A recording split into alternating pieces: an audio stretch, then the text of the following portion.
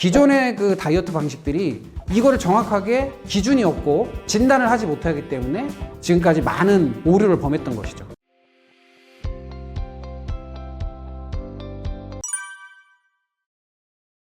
음식을 안 바꾸고 계속 인위적인 방법을 썼다는 거죠. 그리고 자신에게 최적화된 음식과 최적화된 운동 방법, 최적화된 생활 패턴, 이것을 찾아주는 게 아니라 그냥 약물 중심이라는 거예요. 건강식품이 많고 뭐 비타민제라든지 좋은 식품들이 많잖아요. 그리고 우리가 알고 있는 좋다라고 하는 성분을 갖고 있는 음식부터 약재, 그리고 건강식품 이런 것들이 많은데도 불구하고 우리가 한번 역설적으로 생각을 해보면 좋다는 음식을 그렇게 많이 돈을 써서 먹는데 왜 다 아프고 건강하지 않을까요? 왜 그거 한번 생각해 볼 필요가 있습니다.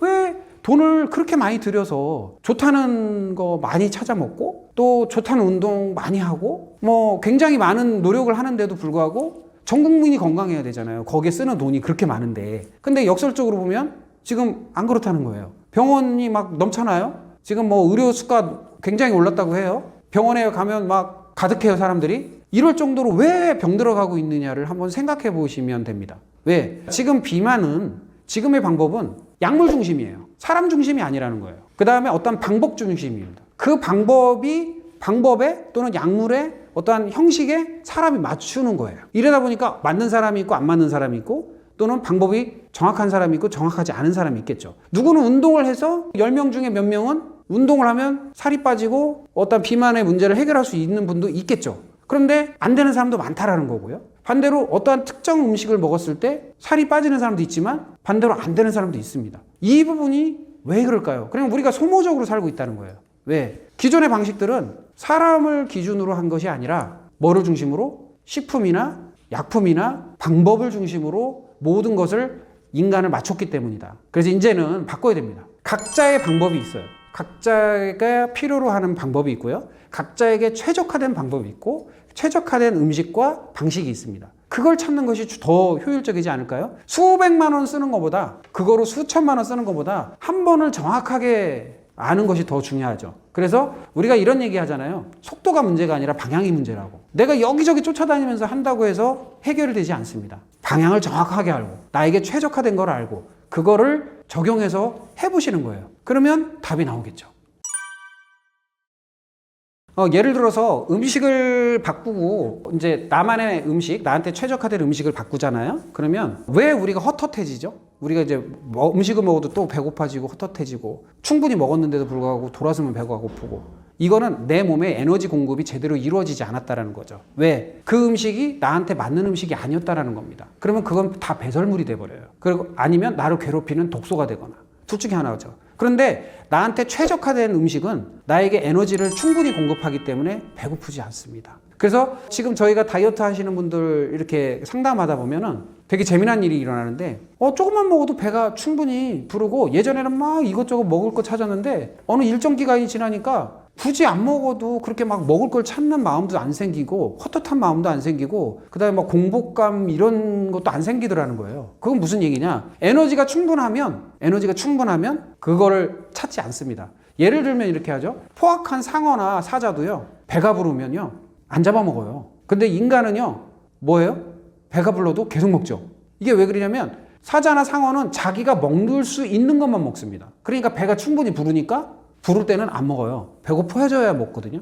근데 인간은 나한테 안 맞는 건지 맞는 건지 모르고 그냥 먹는단 말이죠. 그러니까 내가 맞는 것이 뭔지를 몰라요. 그래서 어떤 뭐 학설들이 굉장히 많지만 육식에 가까운 사람, 또 채식에 가까운 사람, 곡물류를 먹어야 좋은 사람 이렇게 있듯이 자기가 그 흡수하고 나에게 에너지원이 되는 체질들이 각자 다른데 내가 그걸 구분 못하고 그냥 어떤 특정 고기 먹으면 힘나 이런 개념이 아니라는 거죠. 그래서 어떤 사람은 조금만 먹어도 힘이 나는 사람이 있고 어떤 사람은 많이 먹어도 힘이 안 나는 사람이 있는 게 나에게 최적화된 에너지 공급을 하지 못했기 때문이라는 거죠. 그래서 다이어트 방법이 굉장히 지금 위험하다는 거는 그것을 계속 반복적으로 하면 몸을 더 상하게 합니다. 그러면 어느 부분에서 터질지 몰라요. 그리고 지금 현재 당뇨가 많이 늘어나는 것도 어떻게 보면은 그런 상관관계가 있지 않을까 하는 게 지금 학계의 정설이고요. 우리의 마음이 무엇을 찾아야 되는지를 이제는 생각해야 될 때라는 거죠. 이제는 경험을 충분히 했잖아요. 뭐 다이어트도 지금 20, 30년간 다이어트의 각종 방법을 써봤고 운동의 각종 방법을 써봤어요. 그리고 수만 가지의 그 소식들과 좋은 성분들을 섭취해봤어요. 근데 그게 유효했느냐? 물론 유효했던 사람도 있습니다. 그런데 다는 아니었다는 거죠.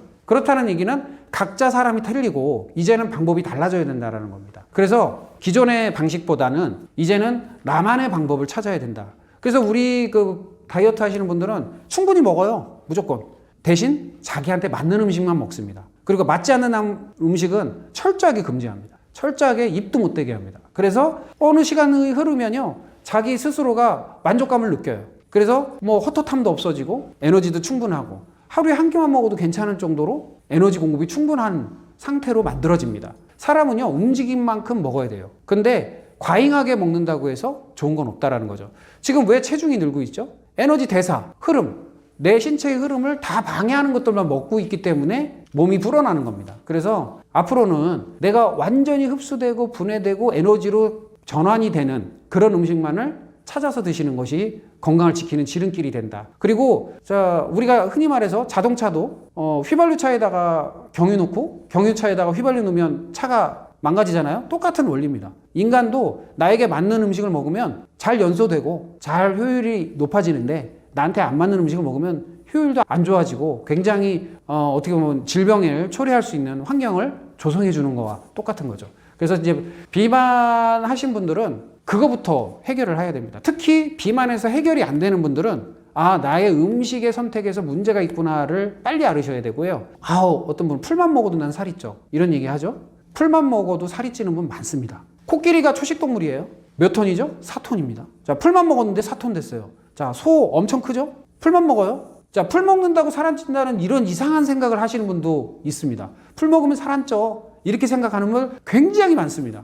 어떤 분은 또 이런 프랭카드도 봤어요. 해산물은 살 안 쪄. 뭐 이런 얘기. 해산물이 왜 살이 안 찌죠? 바다에 가보십시오. 포동포동한 살이 찐 물고기들이 팽팽하게 살이 찐 물고기들이 돌아다니는데 그거 먹는다고 해서 안 찐다? 아니죠. 누구에게는 그게 살이 찌게 만들고 누구에게는 살이 안 찌게 하는 거죠. 나한테 100% 소화가 되는 쪽, 나한테 잘 소화가 되는 쪽을 선택하는 것이 중요합니다. 그러려면 내가 기준이 돼서 나의 상태, 나의 원초적인 체질을 알아야 됩니다. 그래서 후천적인 체질은요, 복불복이에요. 내가 만들어진 거기 때문에. 만들어진 거죠. 내가 생활로 해서 만들어진 건데 선천 체질은 내가 태어나면서부터 부여된 하나의 코드값입니다. 이 코드값을 정확하게 알아야 내 후천 체질을 변경할 수가 있어요. 그래서 원인값이 달라지면 결과값도 달라지는 겁니다. 그래서 원인을 바꾸는 방식으로 이제는 바꿔야 된다. 건강관리도 원인을 바꾸는 방식으로 바꿔야 된다. 예를 들어서 이제 가까운 사람이에요. 뭐 저희 아내의 이제 동생, 사촌 동생인데 막 이렇게 고도 비만이었어요. 근데 최근에 이제 한 10kg를 저희 쪽하고 이제 만나서 이제 그런 이야기를 듣고 이제 바꿨거든요. 이 친구는 말 그대로 풀만 먹었어요. 그러니까 현미밥에 샐러드에. 근데 체질을 검사해 봤더니 현미밥 먹으면 안 되고 샐러드 먹으면 안 되고 풀 먹으면 살이 오히려 찌는 사람이에요. 어떻게 이제 상식적에서 벗어났잖아요. 왜 풀 먹으면 살 빠진다고 했는데 근데 열심히 그걸 한 거예요. 정말 열심히 풀만 먹고 열심히 그 방법을 쓴 거예요. 근데 너 살 빠지지 않았지 않느냐. 운동을 해도 살이 지금 안 빠지고 있지 않느냐. 왜? 운동을 하는 거는 인위적인 방법인데 계속 살찌는 음식을 먹으면서 운동해봤자 살이 안 빠지죠. 막 땀을 뻘뻘 흘려가면서 막 힘을 다해서 많은 시간을 투자해가지고 운동을 하는데 왜 살이 안 빠지냐 이거죠. 이유는 살이 찌는 음식을 계속 공급하고 있는 거예요. 그러니까 안 빠지죠. 자, 운동이라는 것은 부스팅 하는 거죠. 그러니까 내가 살이 찌지 않는 음식을 먹으면서 운동을 통해서 소모시키면 살이 잘 빠지겠죠. 근데 그게 아니라 살이 찌는 음식을 계속 먹어가면서 운동하면 아무 소용 없는 거죠. 뭐 나간 만큼 들어오고 들어온 만큼 나가고 이런 형태가 돼버리는 상황이 되는 거죠. 그래서 이번에 오히려 야채식 이런 거 몸에 맞지 않는 현미밥 이런 야채 이런 걸 다 끊고 10kg가 한 달 사이에 빠졌어요. 자기가 놀래는 거예요. 같이 이제 다이어트 클럽이나 다이어트 운동을 하시는 그 주변 분들이 난리가 난 거예요. 왜? 그동안 얼마나 그 상황들을 주변 사람들이 다 알고 있는데 살이 쫙 빠지니까 하고 이제 놀란 거죠. 그런 것처럼 자신만의 방법을 찾아야 되는데 그냥 풀 먹으면 괜찮아. 풀 먹으면 살 빠질 거야. 이런 막연함으로는 절대 안 된다는 겁니다. 오히려 반대로 탄수화물 먹고요. 달달한 거 먹고요. 살이 빠져요. 야, 누구는 소위 말해서 빵 먹고 탄수화물 먹고 과자 먹고 해도 살이 빠지는 사람이 있고 누구는 풀만 먹어도 살이 찌는 사람이 있는 겁니다. 그래서 이 부분에 대해서 상식이 아닌데 생각하지 마시고, 왜 상대적으로 생각했을 때 지금 풀만 먹어도 살이 찌는 사람이 존재한다면 반대로 탄수화물 또는 과자, 빵, 설탕류를 먹어도 살이 안 찌는 사람도 존재한다는 걸 이해하셔야 된다는 겁니다. 그래서 이게 어떤 것이 정답이냐, 어떤 것이 맞느냐 틀리냐가 아니라 나에게 맞는 방법이 무엇이냐를 빨리 찾는 것이 더 중요하다. 그래서 기존의 그 다이어트 방식들이 이거를 정확하게 기준이 없고 진단을 하지 못하기 때문에 지금까지 많은 오류를 범했던 것이죠.